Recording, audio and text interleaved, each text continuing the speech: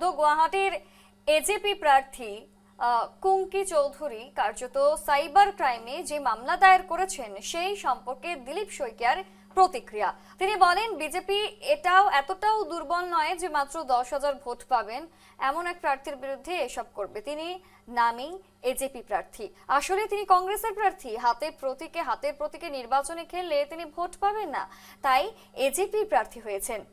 Cyber ক্রাইমে কুঙ্কি চৌধুরী ইতিমধ্যেই মামলা দায়ের করেছেন এবং সেই সংক্রান্ত বিষয়ে দিলীপ শইকিয়ার প্রতিক্রিয়া, 10,000 ভোট পাবেন এমন প্রার্থীর কথা বিজেপি চিন্তাও করে না, ঠিক এই ধরনের মন্তব্য। ভারতীয় জনতা পার্টির সংগঠন বুথ পৰ্যায়লৈকে শক্তিশালী আৰু অগপ বিজেপি আমি সকলোৱে মিলি প্ৰতিটো বুথত যাতে 100% ভোটদান সুনিশ্চিত হয় আৰু সেই ভোট যাতে উন্নয়নৰ পক্ষত ৰাইজে দিব পাৰে তাৰ কাৰণে ঘৰে ঘৰে গৈছোঁ, এনেকুৱা সৰু সৰু আমি সভাও কৰিছোঁ।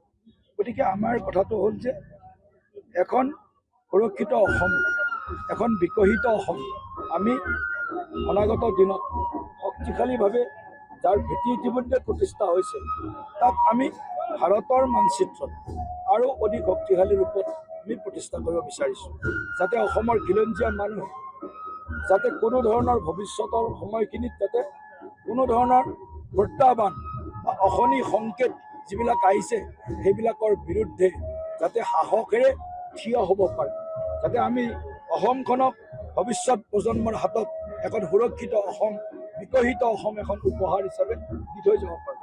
প্ৰধানমন্ত্ৰী নৰেন্দ্ৰ মোদী, মুখ্যমন্ত্ৰী ডক্টৰ হিমন্ত বিশ্ব শৰ্মা ডাঙৰীয়া, সৰ্বানন্দ সোণোৱাল ডাঙৰীয়া, বিজেপিৰ সৰ্বস্তৰৰ কাৰ্যকৰ্তা নেতৃত্বই আমি দিন ৰাত একাকাৰ কৰিছোঁ।